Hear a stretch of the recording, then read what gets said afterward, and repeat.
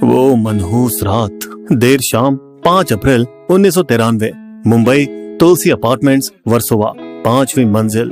बॉलीवुड की उभरती सुपरस्टार दिव्या भारती हमेशा की तरह आज भी खिड़की पर बैठी थी।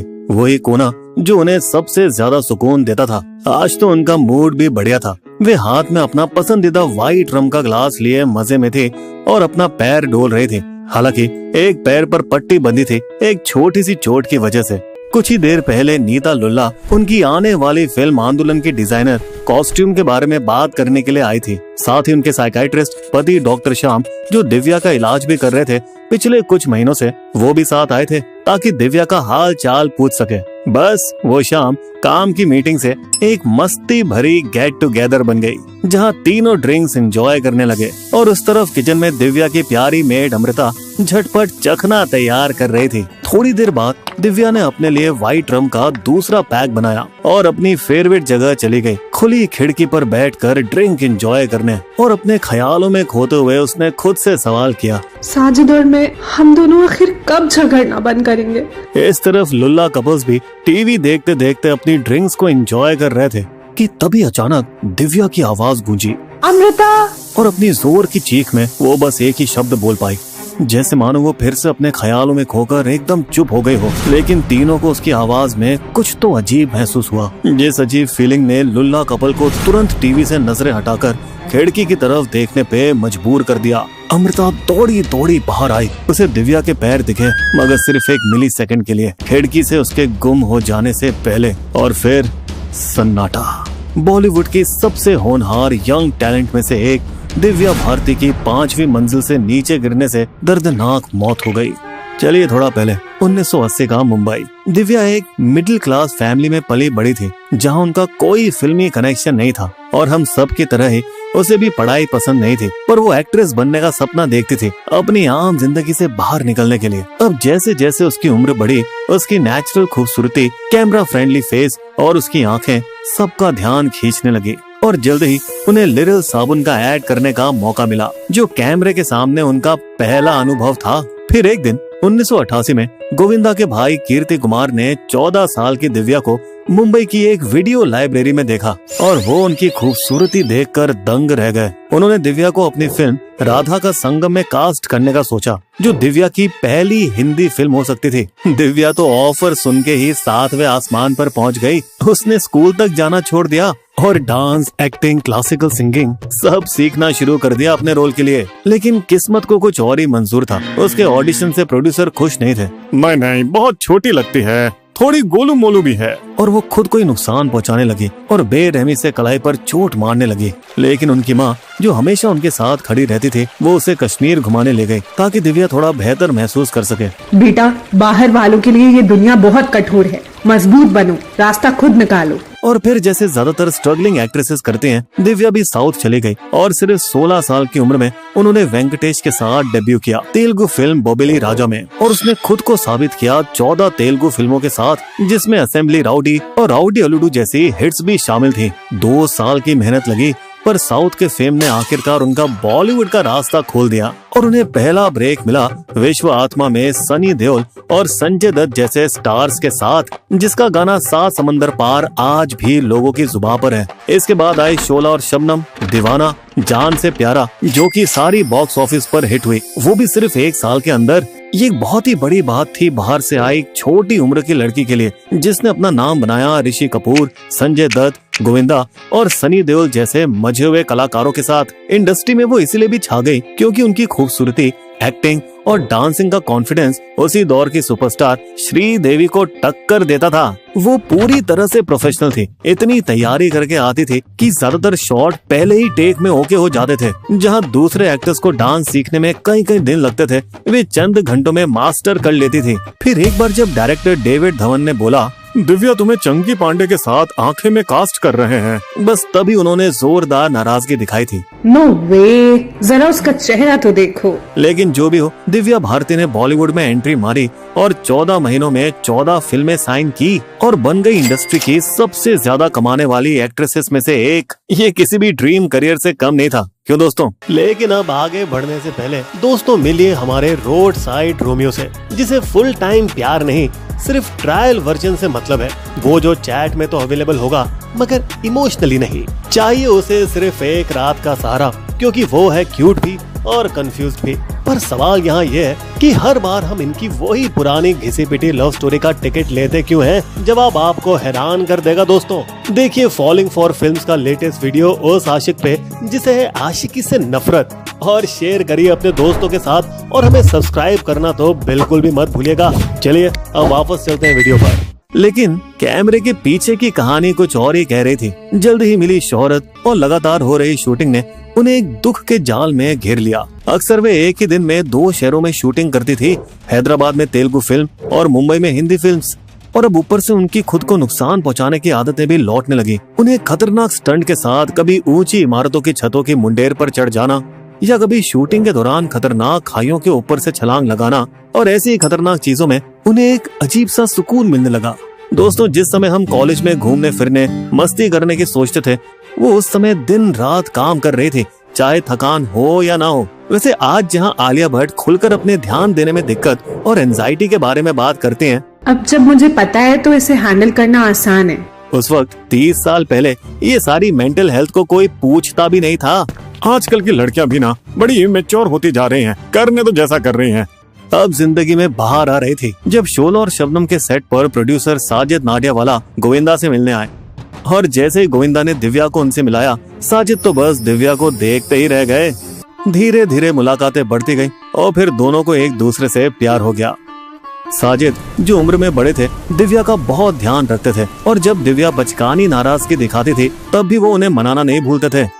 लेकिन इसके साथ साथ टेंशन भी था, क्योंकि उनका ये रिश्ता घर वालों को जरा भी पसंद नहीं था। मुसलमान से शादी करके नाम खराब कर दे हमारा। अपने ही करियर पर कुल्हाड़ी मार रही है तू। इन सब के बावजूद दिव्या ने अपने दिल की सुनी, और अपने 18वें बर्थडे के सिर्फ 2 महीने बाद 10 मई 1992 को उसने साजिद से इस्लामिक रीति रिवाज से शादी कर ली, वो भी तुलसी अपार्टमेंट के 5वें मंजिल के उसी फ्लैट में। और उसी रात दिव्या ने इस्लाम भी कबूल कर लिया। अब मैं सना नादियावाला हूँ। और जब वो रात को घर नहीं लौटी तो उसके माता पिता घबरा गए। दोस्तों बता दें, ये वही दौर था जब मोबाइल फोन नहीं हुआ करते थे। लेकिन देर सवेर दिव्या घर वापस आ गई। अगले 4 महीनों तक उसने घर वालों से शादी छुपाई रखी, मगर ये छुपाने वाली बात उसे अंदर ही अंदर खाए जा रही थी। और उसी समय ये बात उसकी माँ को किसी और से पता चल गई। बस माँ बेटी का रिश्ता, जो बचपन से उसकी रीढ़ की हड्डी बनी हुई थी, उसमें दरारें आ गई। तू ऐसे इंसान पर भरोसा कैसे कर सकती है? वो बेचारी साजिद के घर भी नहीं जा सकती थी, क्योंकि उनकी फैमिली भी ऐसे ही विचार रखती थी और उनकी शादी को स्वीकारती नहीं थी। मगर कुछ महीनों बाद आखिरकार साजिद ने दिवाली के दिन सारी सच्चाई दिव्या के पापा को बता ही दी। ठीक है बेटा, अब वो भी बड़ी एक्ट्रेस बन चुकी है, अब क्या ही कहें। इन सब के बाद साजिद दिव्या को लेकर वही तुलसी अपार्टमेंट के फ्लैट में आ गए, जहां अब सब कुछ एक ड्रीम लाइफ जैसा लग रहा था। लेकिन हकीकत कुछ और ही थी दोस्तों। साजिद ने दिव्या पर और फिल्में साइन करवाने का दबाव डालना शुरू कर दिया, जिस वजह से उनके झगड़े बढ़ने लगे। थक गई मैं, किससे प्यार किया, तुम बदल गए। इससे दिव्या का मेंटल बर्नआउट और बिगड़ता गया। दोस्तों, जरा उस दौर की हवा को भी समझिए। 1992-93 में मुंबई का वो सबसे हिंसक दौर था जब भयानक दंगे हो रहे थे, और उसी मार्च 1993 में डी कंपनी का भयानक मुंबई बम ब्लास्ट भी तो हुआ था। साथ ही अंडरवर्ल्ड का काला धन बॉलीवुड में बहना शुरू हो गया था। दोस्तों, ये वही टाइम था जब मंदाकिनी और ममता कुलकर्णी जैसी कई हीरोइनों को डॉन से रिश्ते होने की वजह से फिल्में मिली थी। इस पर हमारी पूरी स्टोरी देखेगा। दिव्या की 1992 की फिल्म दिल ही तो है के प्रोड्यूसर समीर हिंगोरा और हनीफ कादावाला, जिनका नाम सामने आया था डी कंपनी के टॉप 3 दाऊद, टाइगर और याकूब मेनन के साथ। यही नहीं, उन पर यह भी आरोप लगे थे कि उन्हीं ने ही संजय दत्त को बम धमाकों में इस्तेमाल हुए हथियार सप्लाई किए थे। अब यहाँ दिव्या को न केवल एक मुस्लिम से शादी करने के लिए कट्टरपंथी समूहों से जान की धमकी मिलने लगी, बल्कि उनके ऊपर अफवाहों और षड्यंत्र की कहानियां भी शुरू हो गई, जो आज तक बंद नहीं हुई हैं। क्या दिव्या को समीर हिंगोरा, हनीफ कादावाला या बम धमाके से जुड़ी कोई जानकारी थी जिसने उन्हें निशाना बना दिया हो? या फिर क्या उन्हें शक था कि साजिद को मुंबई ब्लास्ट के बारे में और भी कुछ पता है जिसकी सच्चाई वे छिपा रहे हैं? बहरहाल बता दें, इन सब बातों के सबूत नहीं है। फिर से डिप्रेशन और सेल्फ डिस्ट्रक्शन, इन तमाम विवादों से अलग बेचारी दिव्या को ना साजिद का साथ मिला ना घर वालों का। वो तो सेट पर भी इस कदर तक टूट गई थी कि खुलेआम कहने लगी, कोई मुझे जहर ला के दे दो, मुझे लगता है मुझे मर जाना चाहिए। और इसी दौर में उन्होंने चुपचाप साइकाइट्रिस्ट डॉक्टर लुल्ला से काउंसलिंग लेना शुरू किया था। खैर, बता दें कि उनकी को एक्ट्रेस और दोस्त गुड्डी मारुति ने कई बार उन्हें अपने फ्लैट की खुली खिड़की से बाहर की तरफ बैठकर टांगे लटकाते हुए देखा था। दिव्या, बहुत खतरनाक है, प्लीज अंदर जाओ। अब मौत से एक दिन पहले 4 अप्रैल को गुड्डी मारुति की बर्थडे पार्टी में दिव्या बाहर से तो खुश दिख रही थी, मगर पर्दे के पीछे उसके दोस्त कुछ और ही बता रहे थे। अब सहा नहीं जा रहा, ये सब कुछ बहुत ज्यादा हो रहा है। अगली सुबह 5 अप्रैल 1993 को सब कुछ ठीक लग रहा था, क्योंकि दिव्या और उनके भाई ने मिलकर बैंड्रा वेस्ट के नेपच्यून अपार्टमेंट में 4 BHK फ्लैट खरीदने की डील फाइनल की थी, अपने परिवार के लिए एक सपनों का घर। उन्होंने ये खुशी का पल अपने दोस्तों और परिवार के साथ फोन करके बिताया और प्रोड्यूसर्स को भी मनाया। आज की सारी शूटिंग कैंसिल कर दो प्लीज। मगर उनकी ये खुशी ज्यादा देर तक टिकी नहीं, क्योंकि उसी शाम उसकी साजिद से फिर लड़ाई हो गई। ये हुआ दिव्या के संजय दत्त के साथ साजिद के फिल्म आंदोलन में काम करने से मना करने की वजह से, क्योंकि उसका मुंबई धमाकों के साथ कनेक्शन था। और साथ ही साजिद के दोस्त हिंगोरा और कड़ावाला के मुद्दे पर भी लड़ाई हुई, जो कि धमाके से जुड़े हुए थे। कमरे का माहौल गरमाया हुआ था और साजिद गुस्से में बाहर निकल गया। 10 मिनट में वापस नहीं आए ना तो आज के बाद मेरा चेहरा नहीं देख पाओगे। जिसकी साजिद ने भारी कीमत चुकाई, क्योंकि अब जब उसने दिव्या को देखा तो वह आशिक सचमुच एक पल के लिए जम गया। उसकी प्रेमिका अस्पताल में अपने जख्मों से लड़ रही थी। उसे इतना बड़ा सदमा लगा कि वो जमीन पर गिर गया और उसके मुंह से झाग तक निकलने लगा। डॉक्टर भागते हुए आए और उसे तुरंत होश में लाने की कोशिशें करने लगे। हार्ट अटैक का पता चलने पर साजिद को तुरंत उसी अस्पताल के ICU में भर्ती करवाया गया। मेरी पत्नी नीचे है, ऐसा कह रहे हैं कि वो मर गई। इस तरफ दिव्या के पिता बेकाबू हो गए। उसी ने मेरी बेटी को मारा है, सब कुछ जला दो। दिव्या के भाई कुणाल ने खुद को दोषी माना। मुझे अपनी बहन को अकेले नहीं छोड़ना चाहिए था, कितनी परेशान थी वो बेचारी। और दिव्या की माँ, उसकी सबसे बड़ी साथी, वो तो आने वाले समय में डिप्रेशन से लड़ाई लड़ने लगी और उनके जिंदगी के तो जैसे रंग ही उड़ गए। 5 साल बाद 1998 में मुंबई पुलिस ने केस बंद कर दिया और दिव्या के केस को सिर्फ दुर्घटना करार दिया, कोई साजिश नहीं।